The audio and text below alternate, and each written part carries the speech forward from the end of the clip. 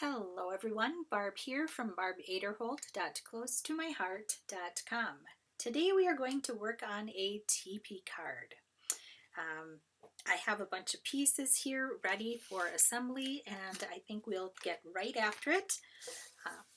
This is a fun little 3D card. And to get started, you need 3 pieces of square cardstock. They need to be the same size. These happen to be 5 by 5. I also cut some pattern paper. This one I think is 4 3/4 square, and this one might be 4 square. Yeah, and then I have some little decorative pieces that I made ahead of time. So what I do, you have to score these diagonally in half. So you can see here on my trimmer, I think it picks up a little bit. What I've done over the years is I have taken a marker and I just run it down one of the tracks on my scoreboard. My scoreboard is from Stampin' Up. I have had it, if not 20 years, the better part of 20 years. And I love it and I use it. I use it a lot. So here I am, because I have that line on here, I'm going to pull this down so you can see here I have this line that runs all the way down. I can line up my points at the diagonal, take my stylus, and I get a nice straight line. Without it, I tend to get off and my line is not good. I'm jumping the tracks. So I use that line so that I can do all of my scoring. And we will get all of this stuff off of here and get my scoreboard out of the way, and we will start assembling. This is a pretty simple project, but it's such a fun result. So now I'm going to give a little press to my score lines here. This is pine cardstock. This is one of our new colors. I need to score all 3 of these.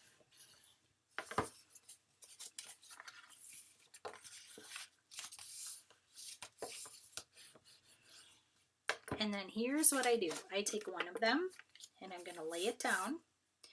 And I'm going to take another one and I'm going to glue it just like this.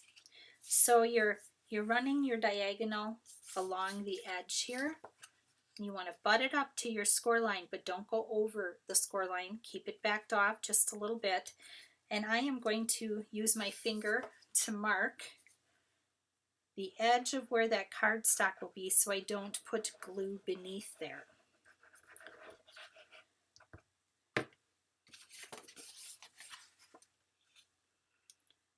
I suppose if you wanted to, you could call this a triple triangle card, because you'll see when we get it all put together that it looks like triangles.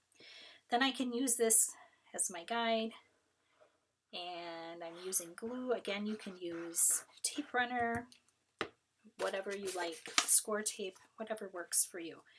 And here I am, I'm butting it up next to the line, that's score line, but I'm not going over. You want to make sure that you don't go over that line. So this is what it looks like. And what you do is you fold it. So I am going like this, folding it, and you fold one flap over the other. And it looks like a little teepee.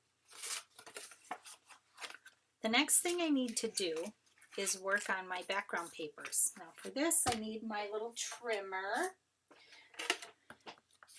And all I'm going to do is lift up the arm, and you slide this through again on the diagonal. And because these pieces are smaller than the squares that started out, we should end up with the right sizes for our layers. Again, I'm just lining up the points on the diagonal. And while I've got my trimmer out, I think I will do my next size.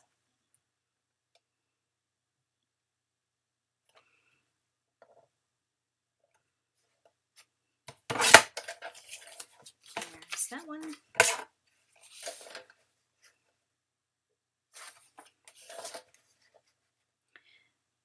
don't know if directionally this is going to make a huge difference, but we shall see. Done with my little trimmer. Oh, got some pretty stars. This paper here is from, let me think. It is from Backyard Bliss. That was a packet of paper that was in our, what was a catalog from this summer. So now I have to sit here and I have to think. That's going over there because one of these flaps doesn't get decorated. So I'm going to start here and work my way around.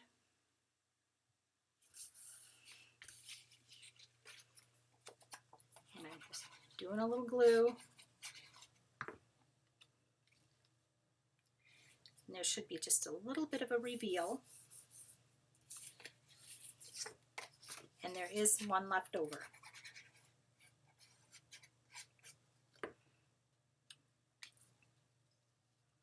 And you don't want to go over the top of that middle score line again. You want to keep it away from there because otherwise it will impede your ability to, let's see here. I think I can go like this and it should look pretty decent. There we go. It will impede, I forgot my train of thought. It will impede the card's ability to move. So you need to stay off of that score line. That's why we cut these little decorative pieces just a little smaller.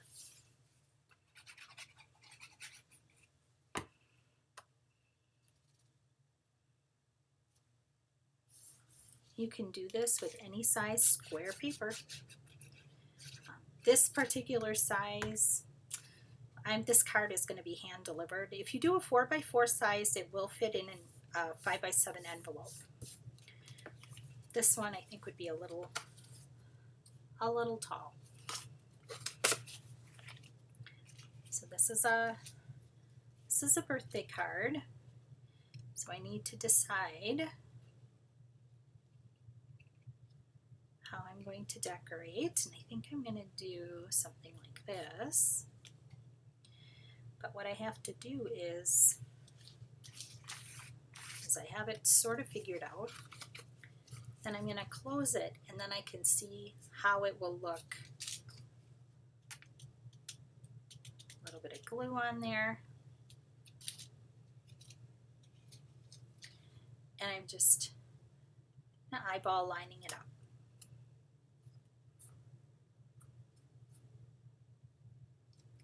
Same thing with this size. For right now, I am going to just use a little butterfly clamp to hold it closed so that I can see what I want to do with this. I think I'm going to pop the little present up. The present came from, oh, it was a Stampin' Thin Cut set. You Deserve It All. So it cuts out the little presents. I used this one. I did a little trimming, played with it a little bit. It's fun to go digging through your stash and find those wonderful things that you bought that you thought you were going to really use a lot, and then you kind of ran out of time. And I'm using the little inner pieces from the mini circle shakers. All of those dimensionals that are inside there work beautifully here.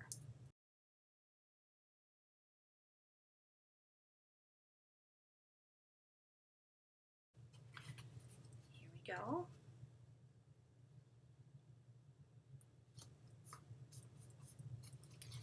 And here's the last one.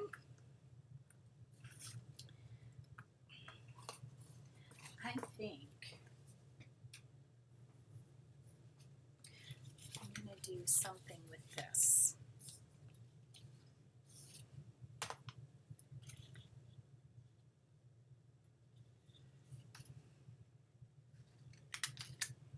Okay. Kind of designing on the fly here.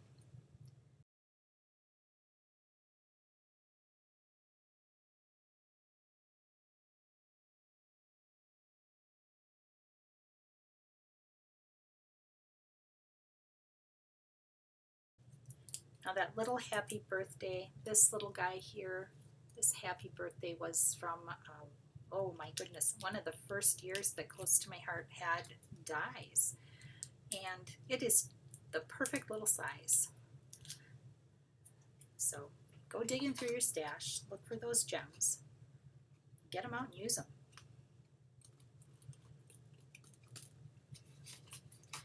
Now we have to make this thing close.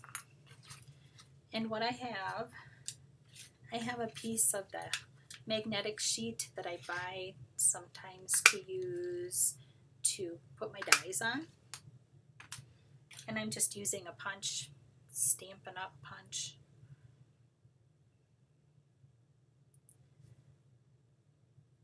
So I'm trying to figure out the magnets here. I think I've got it. I'm going to put some glue on here. Put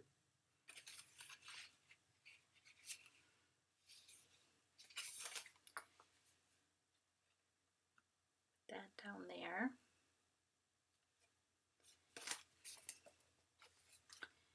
And then a little glue on the top of it. And I'm going to fold it over and just lay it down and put my hand in there, and hopefully it will gluify itself together and hold itself shut. And if it doesn't seem to be functioning, you can always add more adhesive. Oops, boy, it's going to be a stinker on me, isn't it? I'm going to put the clamp back on because I think I'm going to put some of these little glitter gems. These are from Bluebell Days. That was a color of the year a couple years ago. And they're so pretty. And once in a while they'll have them on sale, which I love. And I just want to put some on here because I love that little blue glitteriness.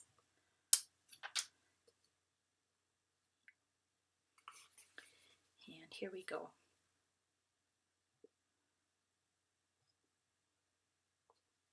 I'm thinking I'm going to put 3 on each side.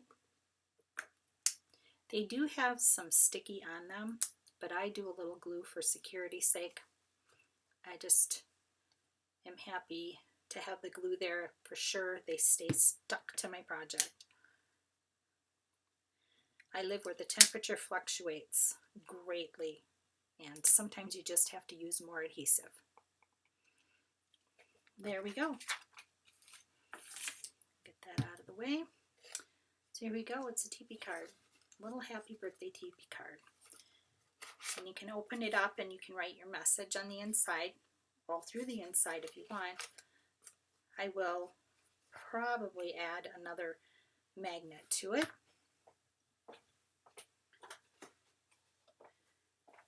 I also have these. I did this one. And I used stickers.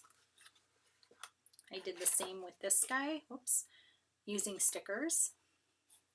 This is for my girlfriend who just bought a new house. I'm super excited for her. Well, new to her. And then I have one more. This is for my granddaughter for her baptism. Again, super fun to get out all those good things that we have in our stash. Isn't that sweet?